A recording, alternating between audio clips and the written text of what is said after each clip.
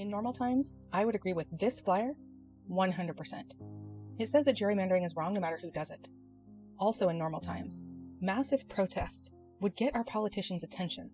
It would make their ears perk up so that they listen to their constituents. These are not normal times. The regime in our White House is undermining our Constitution, our courts, and our Congress. They're trying to consolidate power to one executive seat, which goes against our entire design of our government. Our government has 3 branches to prevent any one person from having that much power.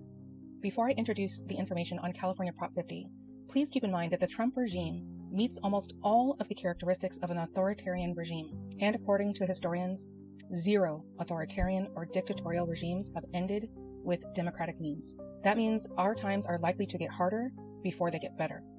However, Californians specifically have an opportunity right now to lessen that harm.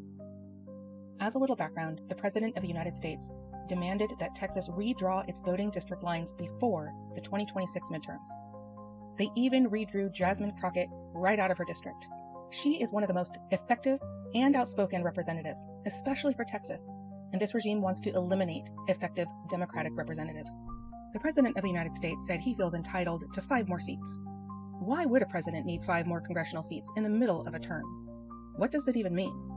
It means that this regime knows that the actions they are taking are hurting communities, hurting individuals, hurting our economics, and their policies are very, very unpopular.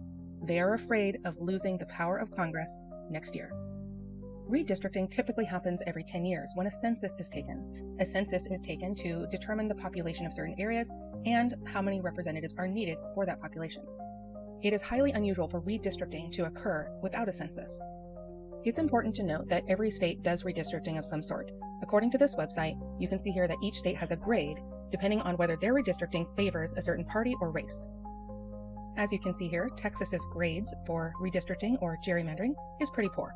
By contrast, California's redistricting is done by an independent, nonpartisan commission, a group that does this in a way that no party is intended to have a benefit.